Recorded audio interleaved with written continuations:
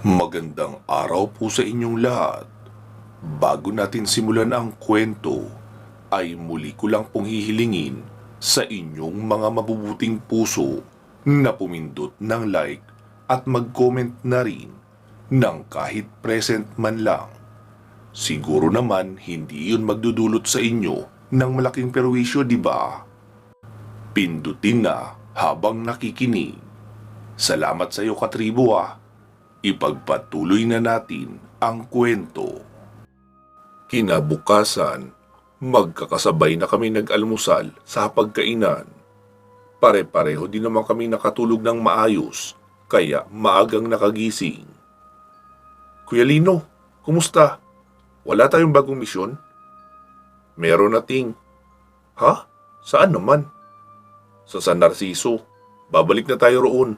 Kailangan na nating balikan iyong 5 aswang na mangkukulam na nakikitago sa teritoryo ng mga taong lobo. Napahinto silang lahat sa pagkain at napatingin sa akin. Talaga? Papaano sila mariposa? Hindi ba't babalikan pa natin sila kasama si Kitaro? Tanong pa ni Tingting. Bumalik na si Kitaro kagabi pa at nagkausap na rin kami. Kung ngayon natin ilalabas si Mariposa at ang anak namin, ay mas lalo lang silang magiging delikado rito. Hindi rin naman natin sila pwedeng dalhin sa mga misyon. Kaya ang maaaring pagpilian ay ang iiwan sila kina mama. E di ganun din, sino ang magtatanggol sa kanila doon? Mas madaling malalaman ng mga kalaban kung nasaan sila dahil malakas daw ang aura ng bata. Sumabat naman si Rosalia. Magiging ligtas ba sila kung doon sila sa loob ng kaharian ng mga engkanto? Oo daw Inilipat sila ni Kitaro sa isang lugar na tanging siya at ang kanyang ina lang ang nakakaalam. Kasama nila si Nashka, kaya may nagpuprotekta din sa kanila. Tsaka, walang masamang nilalang na makakalapit sa kanila dahil naroon pa rin naman sila sa loob ng Avalon. Sumagot naman si Lolo Ino. Sa bagay, Apo, may punto ang ginawa ni Kitaro. Mas ligtas nga talaga doon ang iyong mag-ina kaysa dito. Oo nga po, Loy. Kaya sinang-ayunan ko na rin ang ginawa ni Kitaro. Di magliligpit na pala tayo nito pagkatapos kumain? Tanong naman ni Tingting. Oo, Ting. Magtatanghalian lang muna tayo bago tayo bumiyahe. Samahan mo ako, Ting ha. Dalhin natin ang natitirang alak dyan. Doon sa mga tropa sa Balete. Magpapaalam na rin tayo na aalis na. Lo, kayo na muna ni Rosalia ang bahala dito ha. Oo, sige Apo. Matapos nga naming mag-almusal, ay nagtungo kami ni Tingting sa Balete. Kaibigan, anong meron? Bakit ipinagdala mo kami ng tubig na may kulay? Wika pa ni Ringo. Mga kaibigan, aalis na kami. Doon na sa San Narciso ang susunod naming misyon. Nagsalita naman si Clea. Papaano kami ni Kitaro? Sasama na kami sa inyo? Wag muna, Clea. Pampasikip lang kayo sa sasakyan. Kaya nyo namang magportal kahit saan, di ba? Di, tatawagin ko na lang kayo kapag kailangan na namin ng tulong nyo. Nagsalita naman si Rene. Lino, huwag mo kaming kakalimutan ha. Basta't kapag may kalaban na mahigit sa 2 at mahirap kalabanin, tawagin mo lang kami at darating ang tropang Balete. Oo, Rene. Siguradong kakailanganin ko talaga ang tulong nyo dahil isang malaking pamayanan ng mga taong lobo ang naroon na kumukup-kup sa 5 aswang na mangkukulam. Sige Lino, tawagin nyo lang kami at darating kami agad. Pwede rin naman kami magportal o di kaya tumakbo papuntang San Narciso. O sige, aalis na kami. Mahaba pang biyahe namin. Si Kitaro nga pala, nasaan? Bakit hindi ko nakikita? Naroon sa kabila, binabantayan ang mag-ina mo sa malayo. Pero hindi siya nagpapakita. Sagot pa ni Clea. Ganun ba? Pag bumalik siya, sabihan mo na rin na umalis na kami. Naroon lang kami sa San Narciso. Sige Lino. Umalis na nga kami ni Tingting at nagtungo naman kina Mang Doming. Naabutan naming abala ang lahat. Nagsisibak ng panggatong si Alfred. Si Mira naman ay abala sa pagluluto sa kusina. Oh, Lino, Tingting, napadalaw kayo ng maaga. Mang Doming, Aalis na po kasi kami mamayang pagkatapos makapananghalian. Makikisuyo kami uli ha sa pagtingin-tingin ng bahay namin. Oo, Lino. Walang problema. Sumagot naman si Mira. Lino, gusto mo? Iwan mo na sa akin ang susi. Para malinisan ko rin paminsan-minsan ang loob. Sabi ko naman. Sige, iiwanan ko na lang ang duplicate na susi sa ilalim ng paso sa gilid ng bahay. Salamat, Mira ha. Wala yun, Lino. Ingat kayo sa biyahe. Oo, salamat din. Sagot ko pa kay Mira. Nilapitan ko si Mang Doming na naroon sa may gilid ng bahay nila at inabutan ko ng 10,000. Oh, para saan naman ito, Lino? Dagdag nyo po sa budget nyo. Mag-stock kayo ng mahahalagang pangangailangan gaya ng bigas, dilata, tsaka gas. Hindi natin masasabi kung kailan magkakagulo dito sa San Sebastian. Sa ibang mga bayan, halos nasira na ang bayan nila. Ang iba naman ay wala ng tao dahil sa pananalasa ng iba't ibang mga alagad ng dilim. Kaya't hanggat may pagkakataon pa, Mang Doming, maghanda na rin kayo. Kagaya noong ginawa mo sa bahay mo sa San Jose, yung meron kang sikretong taguan. Sige, Lino, gagawin ko yung pinapayo mo at tatanggapin ko na rin itong ibibigay mo. Dahil mukhang kakailanganin talaga naming mag-stock ng pagkain. Oo, Mang Doming, kailangan nyo talaga mag-stock. Kahit papaano naman, Lino, ay marami na kaming naitanim na kamuting kahoy at saging sa may itaas. Kaya kung wala nang mabibila ng bigas, ay may makakain pa rin naman kami. Lino, si Rafael ba? May balita ka kung nasaan? Opo, magkasama po kami palagi sa misyon. Dahil iisa ang iniimbestigahan niya at ang dinutugis namin. Malamang nasa San Agustin sila ngayon ni Micaela. Ipinagpapatuloy ang pagmamanman doon sa kalaban namin. Kapag nagkita kayong muli, Lino, sabihan mo naman na dumalaw din dito sa amin. Matagal-tagal na namin siyang hindi nakikita. Alam mo naman na parang anak na rin ang turing ko roon. Opo, Mang Doming. Makakarating niya kay Rafael kapag nagkita kami. Mag-iingat kayo, Lino ha, sa mga lakad nyo. Opo, salamat. Sagot ko pa kay Mang Doming at tumalikod na kami. Pagkarating sa bahay ay nakahanda na ang mga gamit namin na nakabag. Mahal, iuna nyo na yan sa sasakyan. Para mamayang pagkakain natin ay kaunti na lang bibit-bitin. Dinala na nga namin ni Tingting ang iba pang mga gamit. Matapos nga namin makapananghalian, ay nagsimula na ang biyahe papauwi ng San Narciso. Pasado 4:00 ay nakarating na kami sa may arko ng San Narciso nang may makita akong lalaking may kargang bata na tila wala ng buhay. Mahal, ihinto mo muna sa sasakyan. Huwika ko pa sabay mabilis na bumaba. Narinig kong sumisigaw ng tulong ang lalaki na sa tingin ko ay ama noong bata. Sabi ko naman, Boss, ano nangyari dyan?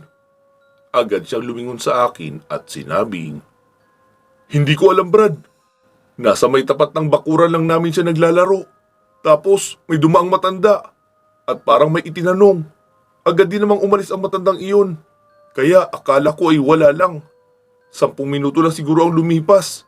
Ay bigla na lang natumba sa lupa ang anak ko at hindi na siya humihinga noong lapitan ko. Brad, parang awa mo na. May sasakyan naman kayo. Dalhin mo kami ng anak ko sa ospital sa San Agustin. Sabi ko naman, Boss, hindi ospital ang kailangan ng anak mo, kundi isang manggagamot na albularyo. Brad, wala naman akong nabalita ang albularyo dito.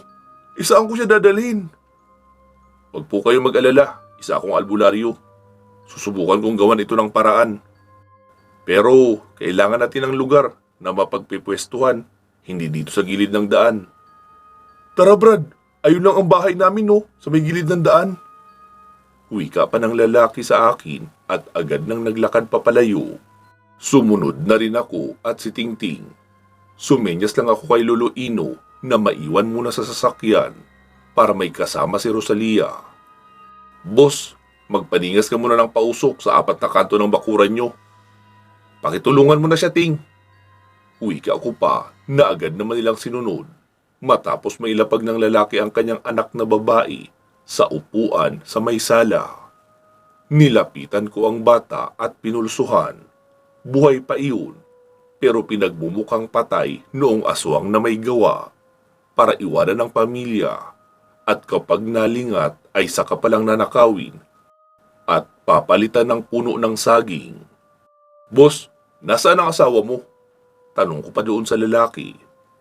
Umalis, Brad. Humingi ng tulong sa mga kamag-anak niya sa dulong barangay.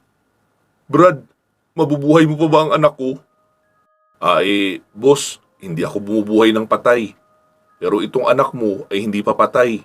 Sa paningin mo lang siya maputla at hindi humihinga. Pero sa paningin ko ay mapula pa siya at humihinga. Para saan ang pausok? Narito pa sa paligid ang aswang na gustong kumuha sa anak mo. Kailangan mag-amoy usok ang paligid. Lalo na sa bahay nyo, para madali nating mamataan ang aswang kapag lumapit. Pupunta kasi talaga yun rito para kunin ang katawan ng anak mo at papalitan niya ng katawan ng saging. Kaya ang mangyayari ay maglilibing kayo ng katawan ng saging na sa paningin nyo ay anak mo iyon.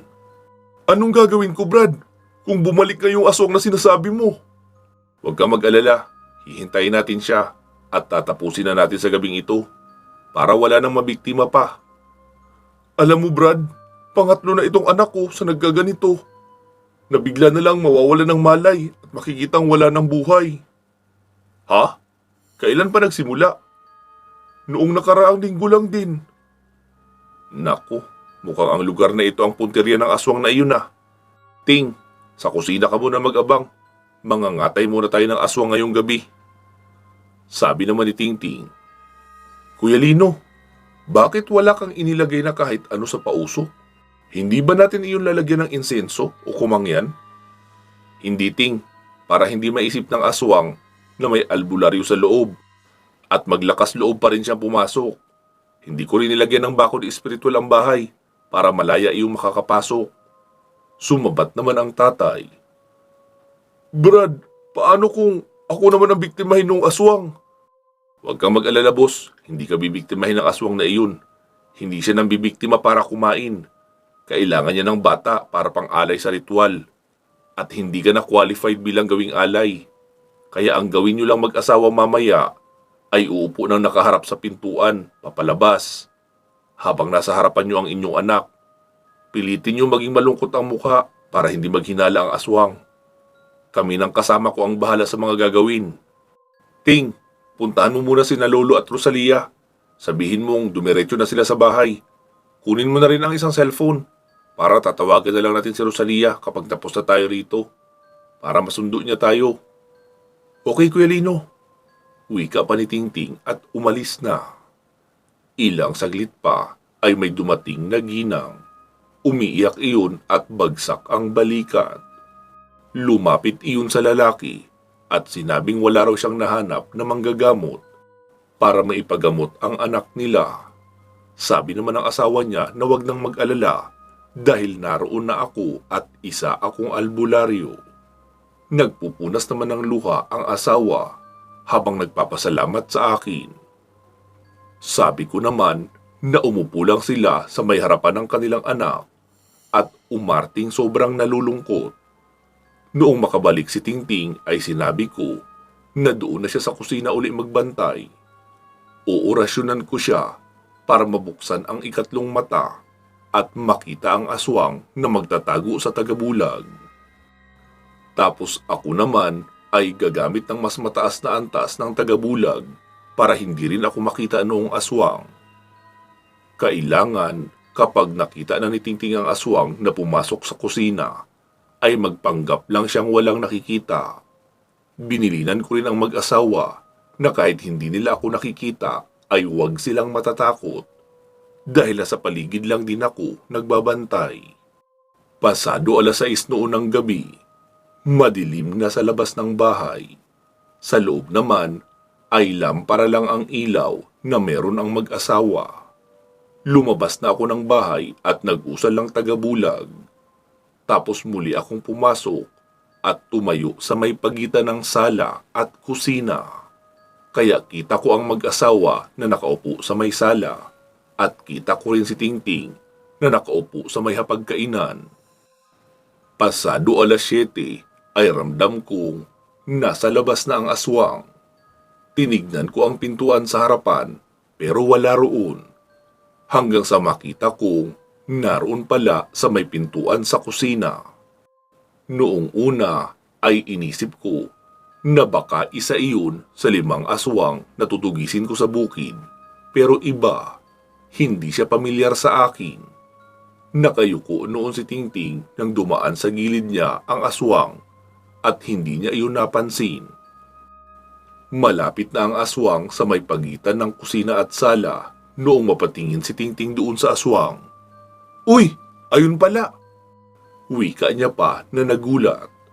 Ang aswang ang ibig niyang sabihin, pero naalala niya yata bigla na dapat magpanggap siya na hindi niya iyon nakikita. Sabi na lang bigla ni Tingting, "Kanina ko pa yan hinahanap eh. Nariyan lang pala ang kape at asukal. Kaping-kape na talaga ako." Wika niya pa at naglakad papalapit sa aswang. Ang aswang naman ay bahagyang umatras para makadaan si Tingting. Akala talaga siguro ng aswang na hindi siya nakikita ni Tingting. Ako naman ay tawang-tawa sa aktingan ni Tingting na parang sinasadya pang abutin ang kape na parang papasuntok sa mukha ng aswang. Kaya naman, todo sa pagyuko ang aswang para hindi siya masagi ni Tingting. "Boss, pakapi ha," wika pa ni Tingting. Sabi naman ng lalaki, "Sige lang Brad, naroon ang takore nakasalang sa lutuan. Siguradong kumukulo na ang tubig doon." "Okay boss, salamat," wika pa ni Tingting at tinalikuran na ang aswang saka kumuha ng tasa. Sabi namang muli ni Tingting, "Uy, swerte, may gatas." Wika pa noon na muling nakatingin sa aswang, tapos lumapit at kinuha naman ng isang maliit na garapon na may lamang kakaunting gatas na powder. Muli na namang yumuko ng mababa ang aswang para hindi niya matabig ang kamay ni Tingting. Noong nagsimula na si Tingting na magtimpla, ay tila nakahinga na ng maluwag ang aswang. Dahan-dahan na iyong naglakad at lumapit sa mag-asawa. Sabi ng babae sa asawa niya, "Dong, ang bastos mo naman. Alam mo namang nasa tabi mo ako, tapos bigla kang umutot." Hindi ako yun." "Eh bakit ang lansa at ang baho ng amoy?" tanong pa ng ginang. "Hindi nga sabi ako yun." Sabi na lang ni Tingting, "Ay, pasensya na, ako yun." Pasigaw na wika pa ni Tingting para lang hindi magkagulo ang dalawa. Alam naman kasi ni Tingting na iyong aswang ang naaamoy nilang malansa at mabaho. Hinimasimas ng aswang ang mukha noong bata, tapos tila natatakam pa ito. Ilang saglit ang lumipas ay lumabas ang aswang sa pintuan sa harapan. Noong bumalik, ay may dala ng 1 metro siguro na haba ng bani, o iyon bang katawan ng saging. Lumapit iyon sa mag-asawa para gawin na ang pagpapalit. Maging ang katawan ng saging ay nakabalot din sa tagabulag, kaya hindi iyon nakikita ng mag-asawa. Magiging kamukha na lang iyon bigla ng bata kapag naipalit niya na. Naglakad si Tingting papalapit sa pintuan sa sala habang dala ang kape na kanyang naitimpla. Nakita kong nagngingit-ngit na ang mukha ng aswang kay Tingting kasi malaking abala nga naman ang ginagawa ni Tingting sa misyon ng aswang na pagnanakaw sa bata. Panay kasi ang ilag ng aswang para hindi siya matamaan ni Tingting kapag dadaan ito.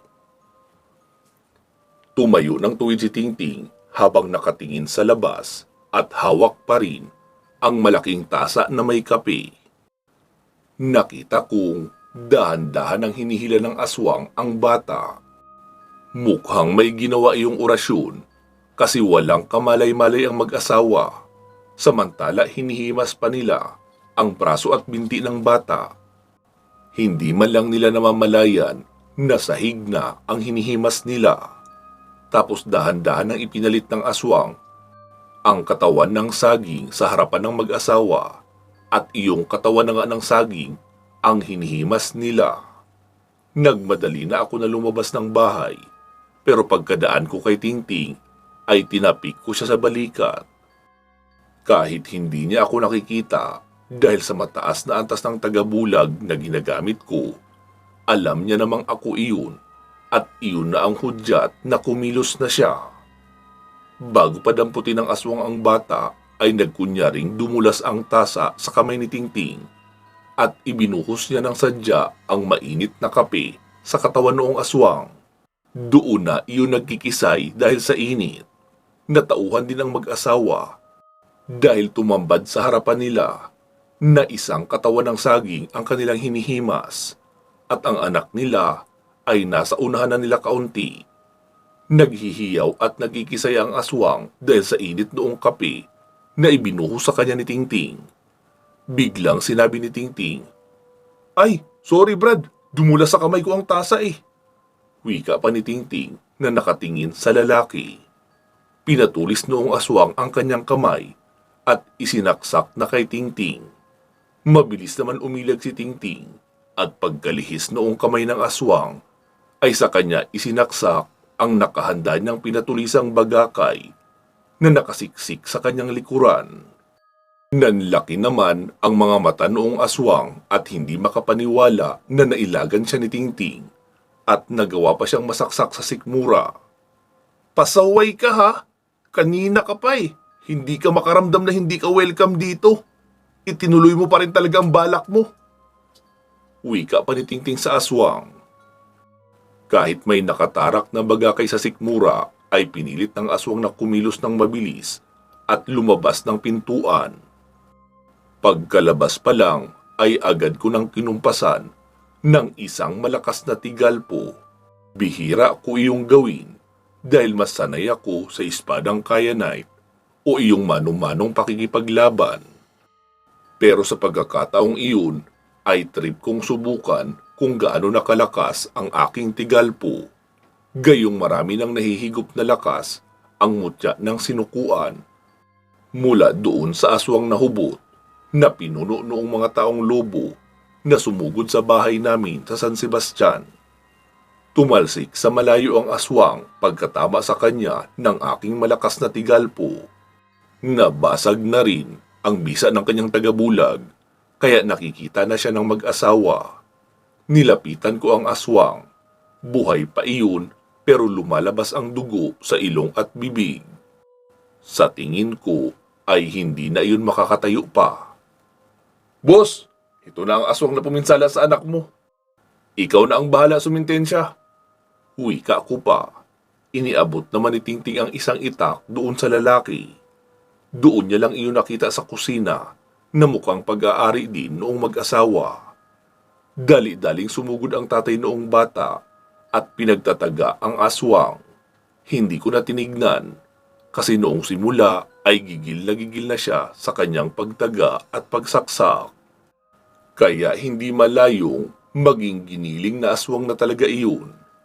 Narinig kong sinabi na lang ng ginang, "Sunny, tama na yan!" Noong lingunin ko ang lalaki ay nakaluhod na siya sa harapan ng aswang. Nagutay-gutay na. Mukhang naubos din ang lakas ng lalaki sa kakataga doon sa aswang. Nilapitan ko ang bata na kanlong-kanlong pa ng ginang. Inorasyonan ko iyon para mapawalang bisa ang orasyong inilagay noong aswang sa bata. Napampahina para magmukhang patay at hindi na gumalaw. Narinig kong nagsalita ang bata sa kaumiyak. Doon pa lang muling natauhan ang tatay at tumayo, saka lumapit sa kanyang mag-ina at niyakap sila. Ako naman ay lumapit sa gutay-gutay na aswang. Ginamitan ko na iyon ng kyanite para maging abo. "Boss, itong abo ng aswang ay tipunin nyo. Ibudbud nyo sa paligid ng inyong bakuran para hindi na kayo lapitan pa uli ng aswang rito. Maaamoy nila na may abo ng aswang sa bahay. Ibig sabihin, may pinatay dito na aswang at kakatakutan nila iyon. Tsaka heto pambili nyo ng pagkain at gatas para sa bata, para makarecover agad. Wika ko pa, sabay abot ng 500. Naawa kasi ako sa nakita kong garapo na maliit, na mukhang lagayan ng gatas ng bata, na tinimpla pa ni Tingting. Tapos ibubuhos lang pala doon sa aswang. Maraming salamat, Brad. Ano nga pala ang pangalan nyo? Ako si Lino. Siya naman ang kaibigan ko, si Tingting. Maraming salamat sa inyo, Lino at Tingting. Pagpalain nawa kayo ng puong may kapal sa pagtulong nyo sa mga nangangailangan. Wala yun. Sige, aalis na kami. Wika ko pa at naglakad na nga kami ni Tingting papauwi. Habang nasa daan ay sabi ko, sige na Ting, tawagan mo na si Rosalia. Sabihin mong sunduin na tayo. Ha? Paano ko siya tatawagan? Wala naman ako cellphone. Sabi ko naman, di ba? Sinabi ko sa iyo kanina na kunin mo yung isang cellphone natin sa sasakyan? May sinabi ka ba? Oo kaya. Hala, sorry Kuya Lino. Nawala sa isip ko eh. Ano ba yan, Ting? Ang layo pa ng bahay natin. Lalakarin lang natin papunta roon. Sorry na Kuya Lino. Ayos din yan. Para naman makapaglakad-lakad din tayo sa lugar. Baka may mga aswang bahay pa na pakalat-kalat. Saglitin na rin natin. Ay nako, dami mo pang rason. Inagugutom na nga ako eh. Wala pa tayong dalang pera para sana makapagmerienda tayo. Di ba may binigay kang pera doon sa pamilya? Oo, pero yun lang yung perang dala ko eh. Pang emergency lang natin yun. Nakaipit sa maliit na bulsa ng pantalon ko. Ikaw ba? Hindi ka nagdala ng pera? Meron, pero naroon sa bag ko. Ay naku, meron daw pero nasa bag. Ang gulo mo rin kausap eh. Habang nagkukulitan kami ni Tingting sa daan, ay bigla siyang tumahimik at dumikit sa akin. Uy, umayos ka nga sa paglalakad. Mahuhulog na ako sa palayan eh. Wika ko pa habang pilit siyang itinutulak papagitna ng daan. Kasi ginigit-git niya ako sa gilid, baka mahulog ako sa kahon ng mga palayan. Kuya Lino, maraming multo sa paligid. Bulong niya pa sa akin. Pinagana ko naman ang aking third eye. Hala, oo nga. Kuya Lino, hindi ba automatic nagto-turn off yung nakabukas kong third eye at kontra tagabulag? Hindi eh. Kaya naman pala eh. I-off mo na ito Kuya Lino. Ayoko na nang nakikita ko. Maraming multo sa daan. Bilisan mo na. Wika niya pa habang hinihila ang braso ko. Akin na nga. Sagot ko pa sabay usal ng 2 kataga at inihilamos ang kamay ko sa mukha niya. Hay, salamat. Nawala na sila. Wika pa ni Tingting. Ang hirap pala talaga Kuya Lino no, kapag bukas ang third eye. Lahat na lang makikita mo. Kahit sobrang nakakatakot. Pati na yung mga elemental na maiitim at mapupula ang mga mata. Oo, kaya nga kailangan magdahan-dahan sa paglalakad para hindi natin sila masagi. Iyon kasi ang dahilan kung bakit may mga batang nagkakasakit na lang bigla. Maaaring nakabangga sila ng hindi nakikitang mga elemento. Kahit pareho kaming nagugutom, ay nagpatuloy pa rin kami ni Tingting sa paglalakad hanggang sa makarating sa bahay. No choice din naman kasi. Pansamantala muna nating puputulin dito ang ating kwento. Magsama-sama tayong muli sa part 200. Mag-iingat po kayo palagi at hanggang sa muli.